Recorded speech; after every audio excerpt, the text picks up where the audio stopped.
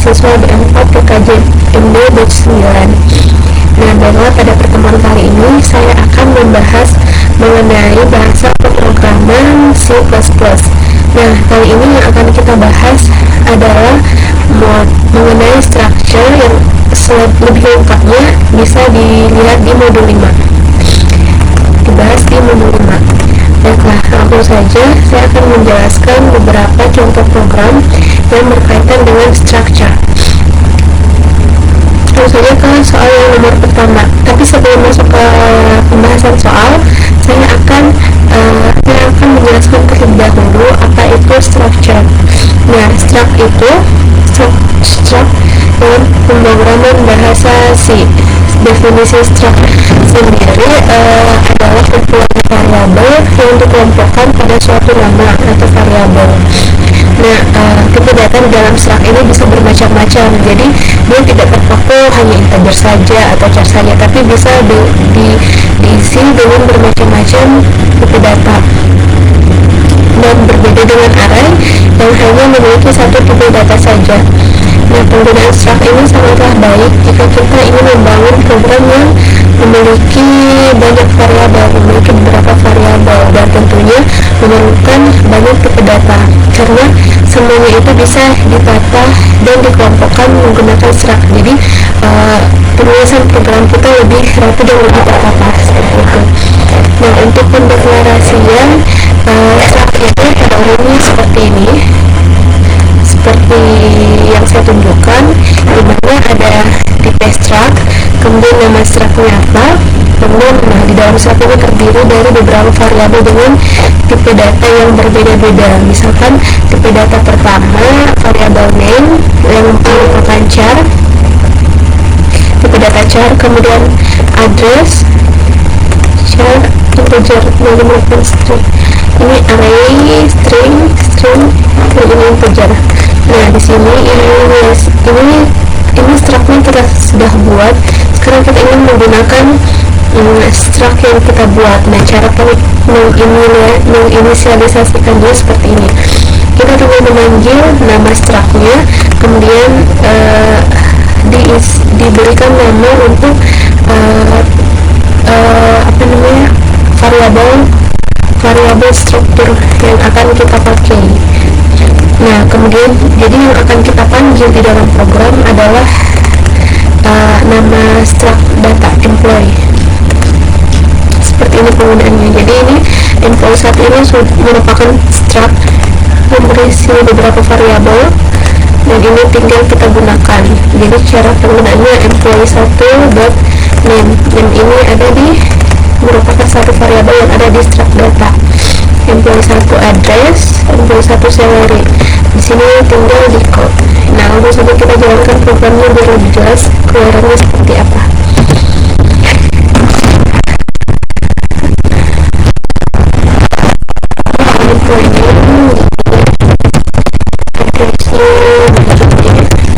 Salary-nya 30. Nah, ini keluar employee datanya. Jadi kita tidak usah lagi untuk membuat satu-satu variabel, membuat banyak variabel. Dan di sini variabel yang akan kita gunakan tinggal dipanggil melalui struct. Itu kegunaan dari struct. Nah, seperti itu contoh yang pertama. Baiklah, langsung saja kita ke contoh yang kedua, masih berkaitan dengan struct. Yang pertama ini adalah penulisan struct biasa. Jadi structnya ada satu. Nah, selanjutnya di contoh selanjutnya kita akan membahas mengenai nested struct atau struct di dalam struct. Nah, sekarang kita masuk ke soal kedua yaitu nested struct, yaitu struct dalam struct.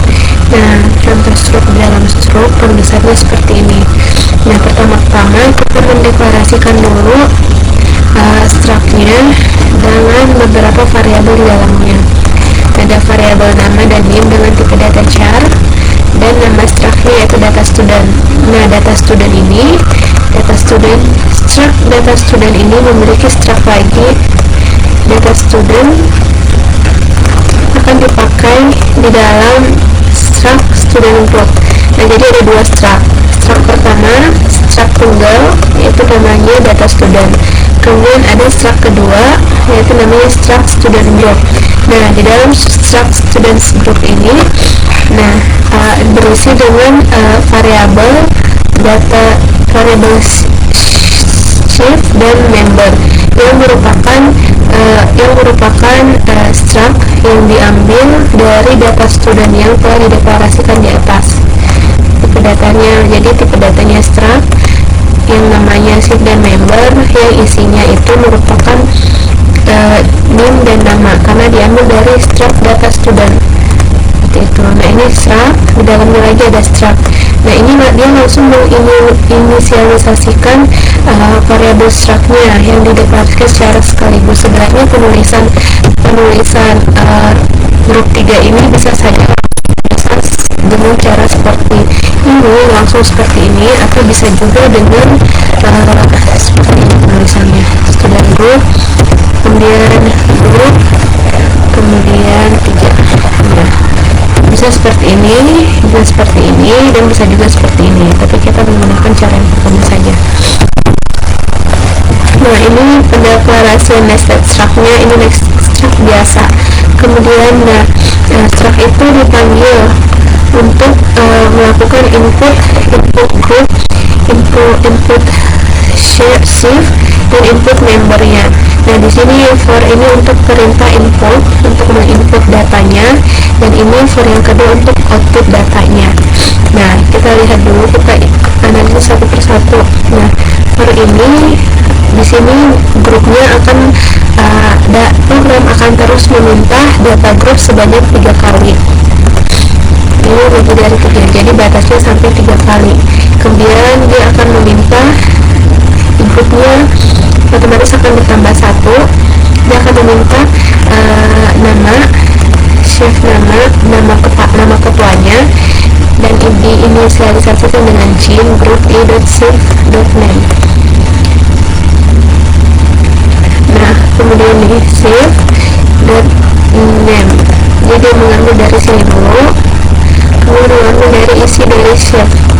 Shift ini merupakan struct, dan ini merupakan isi dari struct-nya. Dan kemudian setelah dia meminta name, dia meminta name-nya.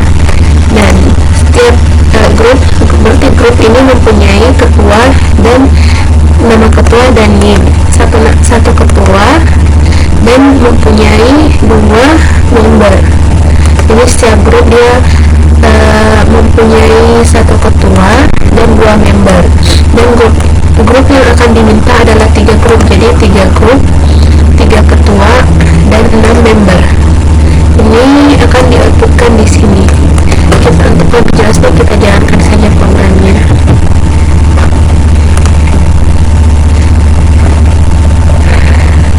Nah, ini grup 1 ini diambil dari sini, I plus 1. Jadi dia secara otomatis akan bertambah 1. Nah, ini grup 1 ketuanya siapa, ini kemudian name-nya tinggal 1. Nah, membernya ada 2 nantinya. Member misalkan name-nya, nah member kedua misalkan nah, kita masuk ke grup kedua. Nah, nanti akan ada 3 grup. Name-nya misalkan ketuanya Devi, name-nya 8, nomor 1 Dian, name-nya 9, nomor kedua name-nya 8. Nah, grup ketiga ini, grup ini akan dibentuk 3 kali. Sebenarnya berdasarkan for yang kita masukkan ini kunci ini tidak besar dari 3, jadi paling banyak 3. Misalkan ini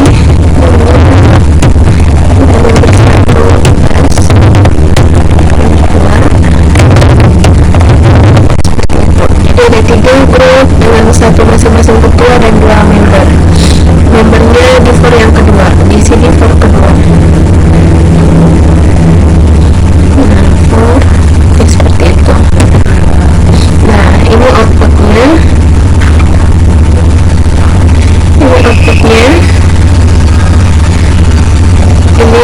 seperti ini data-datanya seperti ini.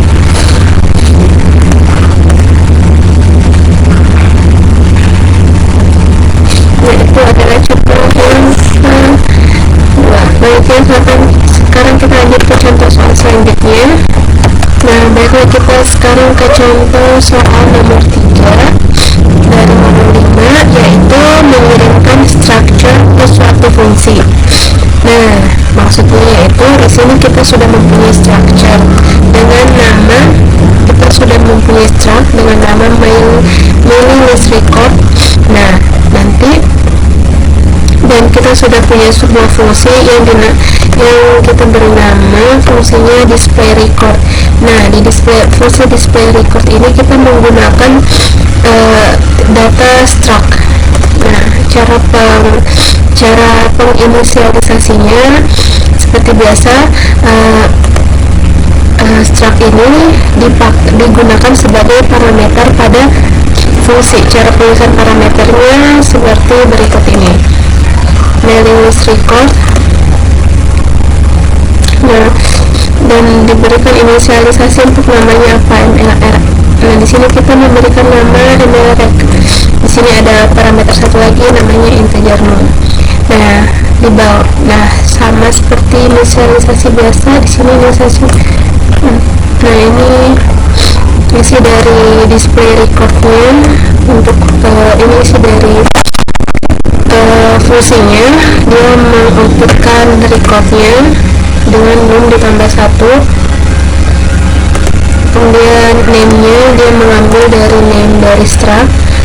Kemudian address-nya sama, city juga begitu, zip code juga begitu. Nah, ini untuk integer main-nya. Nah, di sini ada yang berbeda. Di sini dia menggunakan yang biasa kita gunakan, tapi di sini dia menggunakan chin.getLine. Nah, apa bedanya chin dengan chin.getLine? Nah, pada perintah chin dia tidak bisa membaca spasi pada karakter data yang akan kita inputkan. Nah, sedangkan chin.getLine itu pada perintah chin.getLine dapat membaca spasi pada karakter data yang akan kita inputkan, tetapi harus memberikan nama variabel dan ukuran variabel di dalam perintah chin.getLine. Nah, cara penulisannya yang seperti ini. Nah, di sini dia bisa menginputkan spasi, tapi harus ada nama variabel dan ukuran variabelnya. Nah, nama variabelnya itu list array name, kemudian nah ini untuk nama variabelnya, kemudian ini untuk ukuran yang akan kita masukkan. Size of itu untuk menentukan ukuran. Ini size of-nya untuk menentukan ukurannya. Nah, seperti itu. Mereka langsung saja ini dia akan melakukan perulangan sebanyak 2 melakukan perulangan. Jadi dia akan mengerjakan dulu, mencetak dulu, menginputkan, kemudian dia akan mengecek ketika indeks ini tidak lebih dari 3 atau sudah 3, maka dia akan dia akan melakukan display record, dia akan ditampilkan. Nah, seperti itu. Langsung saja kita buat pada perulangan y, indeks lebih indeksnya itu tadi fungsi dari chin.getLine ini, dan kita bisa memasukkan spasi di dalamnya.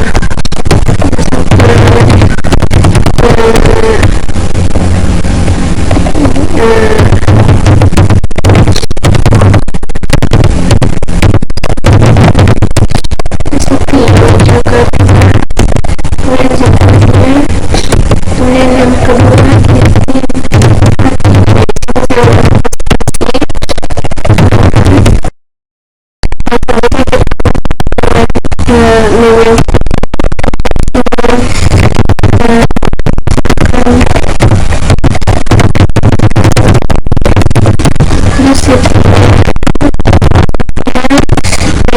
tampil datanya record 1, record 2, dan record 3. Nah, di sini bisa kita lihat spasi pun terbaca menggunakan simbol kita. Itu contoh yang ketiga. Nah, baiklah kita akan lanjut ke contoh soal berikutnya. Nah, baiklah kita masuk ke contoh soal selanjutnya, yaitu mengenai pointer dan structure.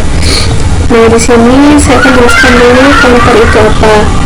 Nah, pointer adalah variabel yang berisi alamat memori sebagai nilainya, yang berbeda dengan variabel biasa yang berisi nilai tertentu. Nah, dengan kata lain, pointer ini berisi alamat dari variabel yang mempunyai nilai tertentu. Nah, dengan demikian ada variabel yang secara langsung menunjuk ke suatu nilai tertentu, dan ada variabel yang secara tidak langsung menunjuk ke nilai. Nah, penulisan dari structure di sini seperti ini. Structure saya pointer seperti ini. Di sini kita mempunyai structure. Nah, structure ini berisi 3 variabel, main, quantity, dan cost. Kemudian struct ini akan digunakan atau diinisialisasikan di printer kabel box. Nah, nilainya pun sudah dideklarasikan secara langsung. Mainnya kabel, printer kabel, kemudian quantity-nya 0, cost-nya 1,5. Nah, di sini kita bisa menginisialisasikan juga pointer dari struct bin ini. Struct bin caranya seperti ini. Struct bin, kemudian nama pointernya bintang, plus true. Nah, ini plus true ini akan diisi dengan printer kabel box. Nah, inisialisasinya kita jalankan seperti ini. Nah, itu contoh mengenai pointer pada struct. Kita lanjut ke soal selanjutnya. Nah, selanjutnya kita ke soal selanjutnya untuk mengatur alokasi memori suatu structure. Nah, di sini sudah ada program. Nah, di sini dia akan menampilkan ukuran dan alokasi memorinya. Nah, di sini untuk mengatur atau menampilkan ukurannya, kita gunakan size of. Kemudian untuk mengatur alamat memorinya, kita menggunakan pointer dan malloc, menggerakkan pointer dengan menggunakan malloc. Di sini kita terlebih dengan menggunakan malloc dan pointer. Langsung saja. Nah, ini cara untuk memperlihatkan alokasi memorinya. Ini untuk ukurannya kita atur di sini, size of-nya. Kalau ini untuk alokasi memorinya. Untuk 3 data structure, ada 3 data structure yang akan kita tampilkan. Nah, seperti ini. Nah, itulah tadi contoh. Itulah tadi penjelasan mengenai modul 5, yaitu tentang structure. Nah, sekarang saya akan masuk ke modul 6, yaitu mengenai pointer. Nah, sekarang saya akan masuk ke modul 6, penjelasan modul 6. Nah, pembahasan pertama yaitu mengenai pointer. Dan di sini kita akan membahas lagi mengenai apa itu pointer. Ya, variabel merupakan suatu nilai yang disimpan dalam memori yang dapat diakses dengan identifier. Variabel itu sesungguhnya disimpan dalam suatu alamat di dalam memori. Nah, di mana setiap alamat memori akan berbeda dengan yang lainnya. Nah, alamat itu bisa diakses menggunakan pointer. Nah, dengan menggunakan pointer kita dapat mengakses nilai yang tersimpan secara langsung dengan memberikan awalan operator arter. Jadi kita dapat memberikan awalan bintang seperti ini pada pointer untuk mengakses alamat dari variabel. Nah, ini awalan bintang ini atau yang disebut asterisk pada identifier pointer ini berarti value pointed by. Nah, fungsi n ini, fungsi tanda ini merupakan fungsi tanda ini yaitu pada saat pendeklarasian variabel, user tidak diharuskan untuk menentukan lokasi sesungguhnya pada memori. Hal ini akan dilakukan secara otomatis oleh compiler dan oleh sistem pada saat runtime. Nah, jika kita ingin mengetahui di mana variabel akan disimpan, dapat dilakukan dengan memberikan tanda ampersand di depan variabel yang berarti address of. Contohnya seperti ini. Nah, contoh ini yaitu ini maksudnya variabel APTR alamat dari variabel A, karena variabel A diberikan awalan ampersand, maka yang menjadi pokok di sini adalah alamat dan memori, bukan isi dari variabel A. Seperti itu.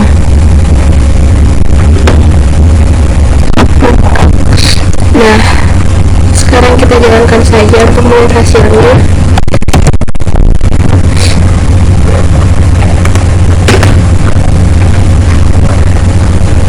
Nah, ini hasilnya. Nah, ini alamatnya, ini value-nya. Nah, seperti itu.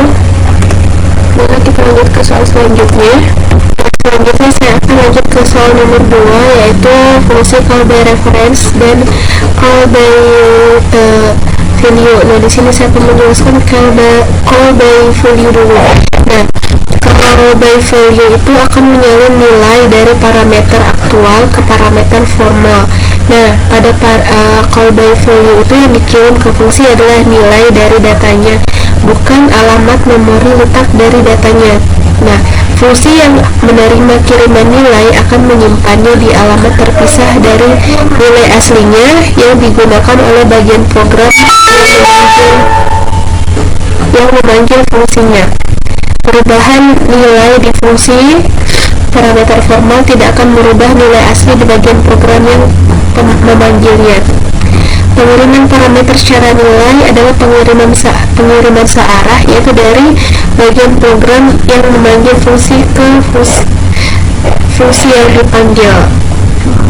Nah, ini contoh dari call by value. Nah, di sini sudah ada fungsi, nama fungsinya cube by value. Nah, di sini variabel lokal dia mereturn nilai n kali n. Nah, di sini ada fungsi main. Di sini kita sudah tentukan di fungsi mainnya number itu 5. Nah, di sini untuk pengoutputan value aslinya yaitu 5, dan di sini pemanggilan fungsinya. Nah, di sini dia memanggil nilai dari fungsi cube by value. Nah, dan di sini dia akan mengalihkan hasilnya. Nah, di sini dia memanggil nilai fungsi, dan di sini nilai aslinya. Nah, selanjutnya kita masuk ke soal selanjutnya, yaitu call by reference. Nah, call by reference itu yaitu pemanggilan secara referensi, yang merupakan upaya untuk melewatkan alamat dari suatu variabel ke dalam fungsi. Yang dikirimkan ke fungsi itu adalah alamat letak dari nilai datanya. Ini bukan value atau nilai datanya. Fungsi yang menerima kiriman alamat ini akan menggunakan alamat yang sama untuk mendapatkan nilai data. Perubahan nilai di fungsi akan merubah nilai asli di bagian program yang memanggil fungsi. Pengiriman parameter secara referensi adalah pengiriman dua arah, yaitu dari fungsi pemanggil ke fungsi yang dipanggil, juga sebaliknya. Nah, ini contoh dari call by reference. Di sini ada prototype dari fungsi. Di sini fungsinya. Di sini dia memakai pointer karena yang digunakan adalah pengiriman alamat fungsi. Pengiriman alamat. Nah, sekarang kita jalankan programnya.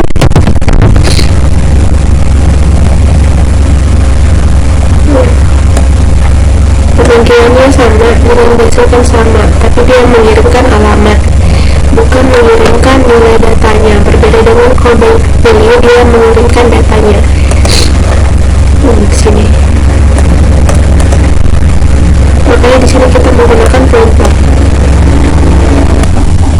Nah, selanjutnya kita masuk ke soal nomor 3 masih di modul 6, yaitu tentang hubungan antara pointer, array, dan string. Jadi di sini kita sudah masuk ke soal nomor 3, yaitu terdapat suatu program yang akan mengurutkan nilai dari array. Di sini ada beberapa nilai dari array dan disusun secara tidak beraturan. Nah, program ini akan mengurutkan nilai-nilai array tersebut. Nah, di sini kita mempunyai dua fungsi, yaitu fungsi bubble sort dan fungsi sweep. Nah, di dalam fungsi bubble sort ini dia akan mengidentifikasikan dan mengurutkan nilai dari arraynya.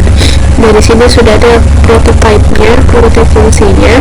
Ini fungsinya ada di bawah sini. Nah, di sini terdapat 3 for. Nah, di sini for yang pertama yaitu untuk mengurutkan nilai-nilai dari array. Langsung saja kita jalankan programnya. Nah, di sini dia mengurutkan.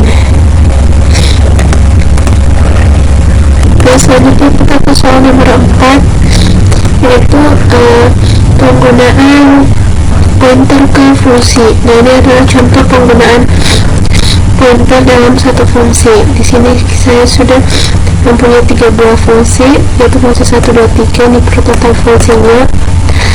Nah, kemudian penggunaan pendeklarasian fungsinya di bawah sini. A, B, C. Ketika A, B atau C, maka fungsi was calculate. Nah, di sini ada fungsi. Nah, di sini ada pemanggilan pointer terhadap fungsi, penggunaan pointer ke suatu fungsi. Ada fungsi yang berisi f. Nah, di sini kita disuruh menentukan nilai. Nah, ketika pilihannya 0 dan tidak di bawah 3 dan tidak di bawah 0, lebih besar daripada 0 dan lebih kecil dari 3, maka akan keluar pilihan. Ketika kita jalankan,